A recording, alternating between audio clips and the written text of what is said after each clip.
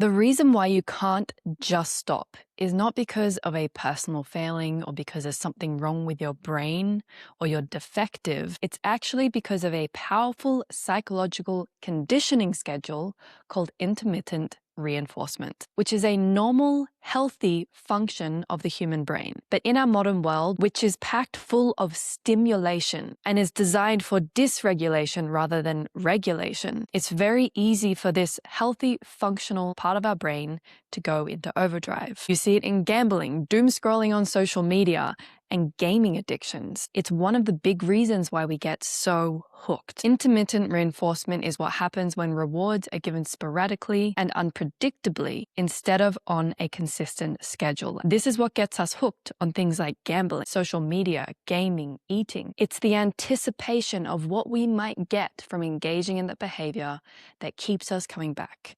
And doesn't that sound familiar? When you learn how intermittent reinforcement keeps you hooked in chronic skin picking, hair pulling, or nail biting, you can begin to rewire your brain without force. You're listening to episode 100 and is it 16? No, it's 17. You are listening to episode 117 of Beyond Skin Picking and Hair Pulling, the place to be if you want to learn how to address the root cause of why you pick, pull, or bite at your body, and also if you feel like what you're struggling with is more like an addiction than anything else.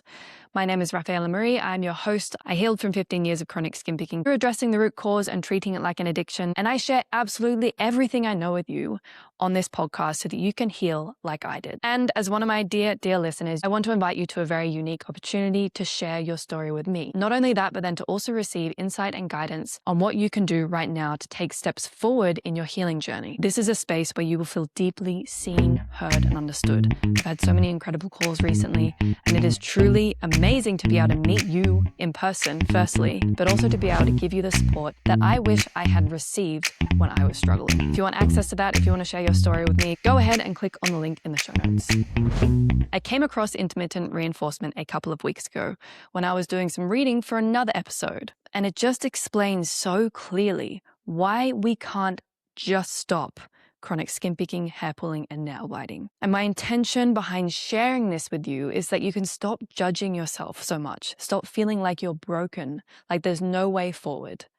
Recognize that, oh, this is why I can't just stop. It's not because you lack willpower. It's because a very primal and strong part of your brain has come into play, and we want to learn how to work with it rather than trying to force it out of our way, because that's never going to work. Now, I want to start with a question. I'm curious if you have that one type of hair, that one type of pimple or blackhead or dry piece of skin that is just so satisfying to pick, pull, or bite. Just think of that now. And notice how even the thought of it has an impact on you. This is one of the big drivers behind why we can't just stop. It's the anticipation of what you might get out of the behavior. Here's a quote from a paper I read called Wired for Want. I am sharing all the resources that I used for this episode, by the way. I'm going to be leaving the links in the show notes if you want to have a look at them too. But this is a quote from Wired to Want, one of the papers that I read. While often simplistically associated with pleasure, dopamine's primary role is in modulating the anticipation of reward, driving organisms to pursue rather than passively experience gratification. So dopamine isn't actually about getting the thing. We don't experience dopamine or that reward, soothing, satisfaction, fulfillment feeling when we have the thing that we're wanting. We experience in anticipation of receiving it. This is one of the key components that drives intermittent reinforcement. And so the urge that you're feeling, the urge to pick, pull, or bite at your body, it is anticipation of a reward, anticipation of that particular kind of texture or sensation or experience that you have learned can be very satisfying or soothing. What's important here is we're not feeling that anticipation because we're guaranteed something. We're feeling that anticipation because something isn't guaranteed, but we think we might get something out of it. If we know we're going to get a reward, then the anticipation is either not going to be there or it's going to be much, much smaller. And the reason why this is a healthy and good evolutionary adaptation, evolutionary development, the reason why it's positive is because our brain is going to reward us for engaging in behaviors that are good for our survival. It needs to find a way to get us to do things, engage in things. And if you think of our survival, for example, foraging, what motivates a human being to forage? Yes, it's hunger, but there's also the anticipation of the reward, which is when I forage, there is a chance I'm going to find something to eat. So the anticipation, we are already getting a hit of dopamine just through engaging in searching for, trying to move towards the thing, the reward that we're looking for, even if we're not guaranteed the outcome, especially if we're not guaranteed the outcome. It's part of the reason why gambling slot machines are so addictive, because it plays off that evolutionary adaptation. When you play a slot machine, you're not guaranteed there's going to be a win, but there's a possibility. When you play a video game, you don't know exactly what's going to come. You know there's some rewards, so you know there's going to be challenges, but you don't know when, and you don't know how. It's the possibility that is so enticing. When you engage in scanning, when you feel that urge, it's the anticipation that maybe there's going to be something really satisfying there. It's the possibility that keeps us coming back. It's the anticipation of what we're going to get out of the behavior. And I know you're thinking, okay, but I also know that I'm going to feel shit engaging in the behavior. I know all the negative consequences. So how does that play into it? We're going to come back to that in a moment. But let's go a little bit deeper into intermittent reinforcement. As I said before, intermittent reinforcement is when rewards are given sporadically and unpredictably instead of on a consistent schedule. The unpredictability is what makes these behaviors incredibly persistent and really hard to eradicate. And this concept was discovered by B.F. Skinner. He was a psychologist in the 1930s and later as well. He found that when a rat or pigeon was rewarded with food every single time it pressed a lever, the animal quickly learned the behavior. However, if the food was provided unpredictably, sometimes after one press, sometimes after 20 presses, or sometimes not at all, the animals became obsessed with pressing the lever. The uncertainty caused the animals to work much harder and longer than those on a consistent reward schedule.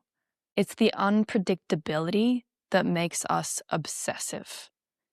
And what's interesting is, I'm only going to briefly mention this because I didn't necessarily find this connection in anything that I read, but it's just coming to my mind now. When you type in intermittent reinforcement, a lot of stuff is going to come up on relationships, especially toxic relationships. Those are relationships where people get really addicted to the toxicity and they can't seem to be able to leave a really unhealthy relationship. Intermittent reinforcement plays a big role in that because a key component to toxic relationships is unpredictability. You don't know, is that person going to be open and warm, or are they going to be cold and distant? What version of them am I going to get? There's unpredictability inside the relationship, which makes us switch into that obsessive state. When B.F. Skinner was doing his research, he found that rats would obsessively press the lever thousands of times sometimes before they got exhausted, before they walked away. And so when we are met with that kind of unpredictability in our relationships, then those relationships can become obsessive rather than healthy connection. And then we take that back further and look at your relationship with your caregivers or another person who was in a position of leadership. Was their love predictable? Was their presence predictable? Could you rely on them to be there for you when you were having a hard time? And this isn't to say that I say this every time, but I think it's necessary. This isn't to say that your parents are bad if you felt like you couldn't rely on them to be there for you emotionally. But this is, again, if our parents couldn't be there for themselves emotionally, they couldn't be there for us either. Now, if that unpredictability is there, then I can imagine it would make us more susceptible if we are experiencing intermittent reinforcement in our primary relationships with our primary caregivers as children. It probably primes us to seek out intermittent reinforcement in other areas of our life. The attachment we have with our caregivers, our parents, or significant people in our life becomes the attachment we have to ourselves, becomes the attachment that we seek out in the world around us with other people and things. I did not necessarily read anything that said this specifically, but it's just where I'm seeing the connection, because there is a connection between our relationship with our parents and with our need to engage in addictive behaviors and our need to escape or regulate our emotions through other ways. And so I wanted to add that in there for a bit more perspective to understand, okay, so I learned that connection was unpredictable. And so therefore I'm probably predisposed. Maybe some of us are also predisturbed, but that can make us predisposed to then also seek out that unpredictable connection in other areas of our life, because that's what's familiar, that's what we know, and we are going to seek out what's familiar, even if it's not good for us. And that is not just my idea, that is actually a very well understood phenomenon, behavior, result in behavioral psychology. Now, coming back to what I said before, it's the anticipation of what you might get out of that behavior that gets us hooked. And so what are we getting out of chronic skin picking and hair pulling or nail biting that outweighs the negative impact? Because it can be hard to wrap our heads around. So let's look at some things that we might get out of it. And I'm curious what stands out to you. Engaging in chronic skin picking, hair pulling, and nail biting can give us a sense of relief, can help us to escape, can feel comforting, can actually be a way to stimulate our minds. It can give a sense of control or certainty. It can be numbing. It can make us feel like we are achieving something or doing something, or make us feel connected in some way. Now, we might be thinking, yeah, but I could find that in other areas of my life. You are absolutely right. But have you learned how to find those in other areas of your life in a consistent and healthy way that is meaningful to you? Because if you are chronically engaging in picking, pulling, and biting at your body in a destructive way, you clearly need relief, escape, comfort, stimulation, control, to just not feel for a little bit. And I wonder if that is ringing true, just a little bit, or maybe a lot. Now, how can we start to rewire our brain towards a healthier response to the urge? And this is not only coming from my own work and what I found works for myself and my clients, but also what I found showed up in some of my research for this episode. And that is that we first want to understand the need beneath the behavior. And how we can figure that out is through understanding, what are we getting out of this behavior? What am I anticipating I might get from engaging in this behavior? Then when we identify that, we want to understand, why is that so important to me? We want to attach deep, powerful meaning to that, personal meaning. You want to feel a connection to that thing. And that is a key component of motivation and moving forward. It's what helps us to stay on track, even if other things get in the way. If we don't feel connected to it, if it doesn't feel meaningful to us, we are going to either begrudgingly do that thing and then eventually stop, or we'll be resentful doing that thing, or we're dragging our feet, or we'll go all in and then we'll fall off the wagon. It's really hard to keep up consistency or to keep coming back to something when you aren't connected to the reason why you want to do it. So let's figure that out now together. What is a need that chronic skin picking, hair pulling, or nail biting is fulfilling for you? What is the anticipation? What is it that you're hoping to get, that your mind knows that it might get from engaging in that behavior? Now, don't worry, I'm not expecting you to just come up with that on the spot. I want you to listen to what I'm going to share. I'm going to share with you the same list that I shared before, but with a bit more explanation behind it.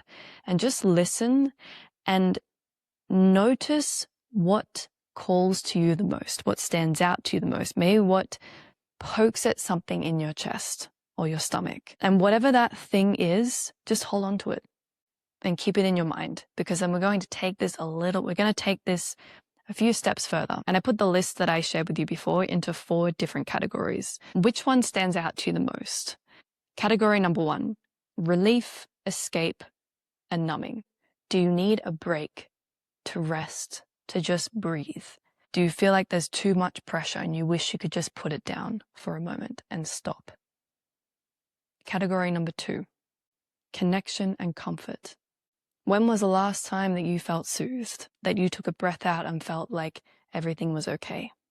When was the last time that you felt cared for, that you were important, that you belonged? When was the last time you felt the warmth of a warm hug or let yourself feel that warmth. Category number 3, stimulation and achievement. Do you miss feeling alive, learning, growing, becoming more competent in something? Category number 4, control. And for this one, I'm going to ask you to look inwards rather than outwards, because there is very, very little we're in control of. But true ground control comes from a sense of self, a sense of certainty in self, trust in self, knowing where your boundaries are and being able to stand by them, feeling capable and competent. Which category stands out to you the most? Which one spoke to you the most? Even if there was a bit of everything from all of them, which one hit the deepest? I want you to hold that in your mind, because things like chronic skin picking, hair pulling and nail biting, scrolling on our phones, and all these kinds of behaviors that can become addictive, they give us a pseudo sense of relief, escape, stimulation, achievement, connection. They give us a pseudo sense of these experiences because of intermittent reinforcement. It triggers serotonin and dopamine. But real rest, real achievement, real connection, real stimulation and comfort also trigger serotonin and dopamine in a different way, in a way that has more depth. So now the next step is to understand whatever stood out to you. Why might that thing be so important? If rest stood out to you, why might that be so important? If you were to allow yourself to have more rest, how might that impact you personally, your life, how you show up in your life? Then also ask yourself how it will impact those around you. If you got more rest, how might that impact the relationship you have with others, or how you show up at work and lead people or work with people? How might that impact your romantic relationships? How might that support and uplift those around you? I know that when I feel rested, that firstly, it is incredibly healthy. It's good for my brain. It's good for my body. It's good for my overall well-being. And my health is incredibly important to me. It's one of my top values. I also can see, though, that I have more capacity for others. When I'm in a leadership space, I'm able to lead from a more grounded place. I'm able to be more present and grounded with my clients. I'm also able to be more present with my husband and be more engaged. And so when I am well rested, I thrive, and I'm able to transfer that to the people around me. And so for me, that is why rest is so important. And you can take this deeper, even write down all the ways that rest is so important to you. And now the next question comes in. This is a great question to ask as well. What is the cost of not having enough rest, of not prioritizing rest? What is the cost today? What is the cost in 6 months? What is the cost in 5 years if you do not prioritize allowing yourself to get the rest that you need? In whatever capacity you have right now. I know life can be insane for some people. And so our ability to ensure we get enough rest may vary depending on the phase of life we're in. But it is, are you creating the space to allow yourself to rest, or are you brushing that off to the side? So the first question is, why is that so important to you? What are you going to gain by making more time, making more space for rest, or whatever thing stood out to you the most? And then as well, what's the cost of not doing that? And this helps us to see the contrast, to connect with the point of why we want to prioritize this thing, which helps us to feel more connected to it, which will help us to move forward and actually make time and space for that thing. So now we've built some connection, built some meaning. And I really do encourage you to journal about that and really get connected to it, especially if you can see, I really do need to make a change in this area of my life. Then we want to ask ourselves, well, how can I actually do that? What's something tangible that I can do to help myself to get more rest, to help myself to learn something new, to feel stimulated in a way that is fulfilling? What's a way that I can create more release or escape in my life, to just set things down? What's a way that I can just give myself a break more often? And this might be going to bed 15 minutes earlier, or even 10 minutes earlier, 5 minutes earlier. Make it really easy to do. Maybe it's setting a time that you finish your work every day. For me, my deadline to finish my day is 6:30. I do try to finish earlier at times, but I have noticed that if I work later than 6:30 on a regular basis, it makes me feel unimportant, not cared for, which then leads to more of these numbing out, distracting behaviors, because I'm not giving myself the real care that I need. So my mind is going to look for the pseudo sense of that experience, of that feeling. So what's something tangible? We want to actually give ourselves some ideas, something really tangible, that when we can identify what it is that we need, that we actually have some options there that we feel connected to, that we see the point in. Because here's what you're going to do now. When you feel the urge to pick at your skin, pull or bite at your body, or when you're in the middle of a session, or even afterwards, you're going to pause for a moment and ask yourself, what is it that I really need? And you can come to the list that I've written out here. And in fact, I'll leave it in the show notes if you want to copy and paste it. If you can't figure out what that is in the moment, you can come and have a look at that list and see, well, what calls to me? What is it that I need right now? I asked myself this question earlier today when I was prepping this podcast episode and I was feeling a bit overwhelmed. And I just paused and asked myself, what do I need right now? And I just thought, I need a break. I want to just close my laptop, switch off, and do nothing for the rest of the day. Now, that's actually something I couldn't follow through on today because I'm going to be away for the next 3 days going hiking. And so I do need to get this done. I don't have the flexibility that I might have on another day or another week. And so at least what I was able to give myself was some reassurance of, okay, maybe we just got to push through and do this now.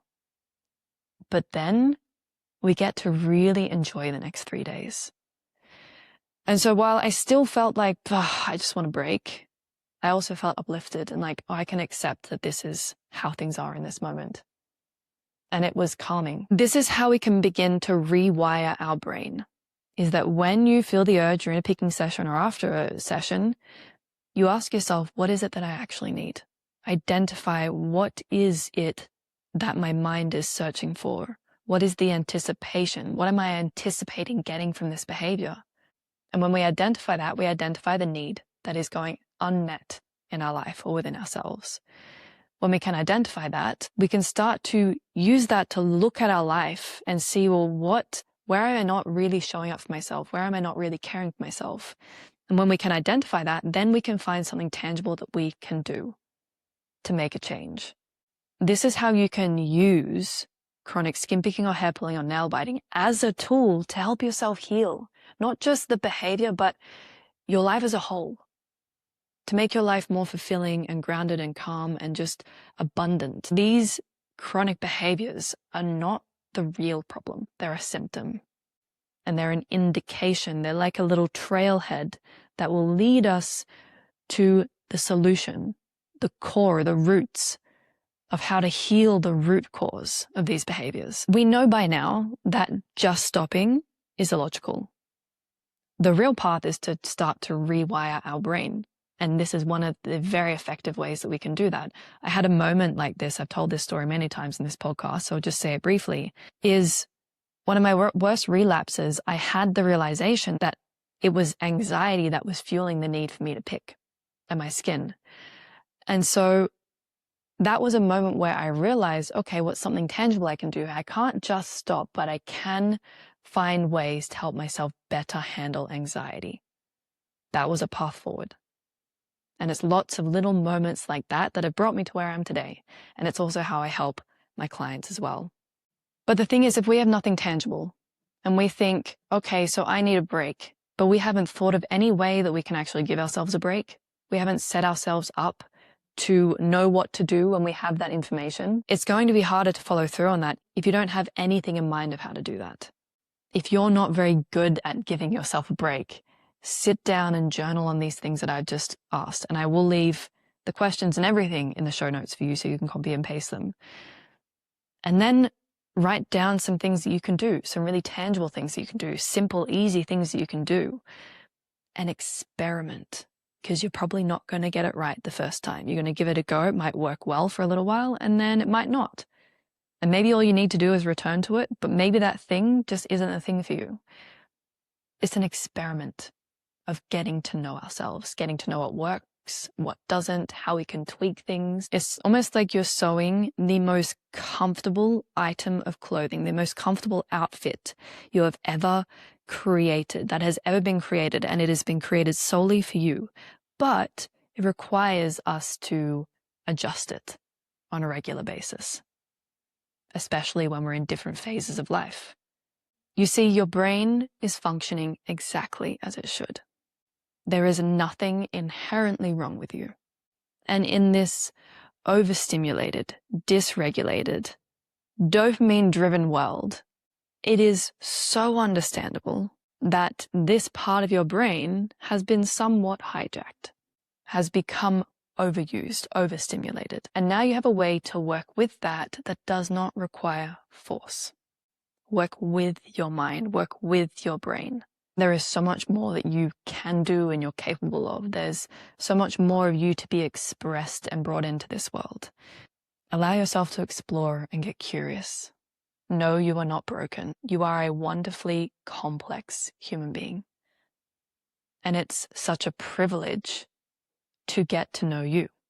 And it's through this kind of exploration and experimentation and getting curious about our own mind and approaching with an open mind and curiosity rather than judgment that allows us to bring more of who we are into this world, which subsequently also helps us to reduce engaging in self-destructive behaviors. It is a nice little bonus. And if you feel like you need more support in going deeper into this work and finding your path forward, please do reach out to me. I am a coach. I help people heal from chronic skin picking, hair pulling, and nail biting. And I absolutely love the work that I do. So if you want to explore what that might look like, you can go ahead and click on the show notes, send me a message. Otherwise, don't forget to hit like and subscribe. Leave your thoughts in the comments below. I love to hear from you. Thank you so much for hanging out. Have a lovely rest of your week. I'll see you next week for the next episode of Beyond Skin Picking and Hair Pulling.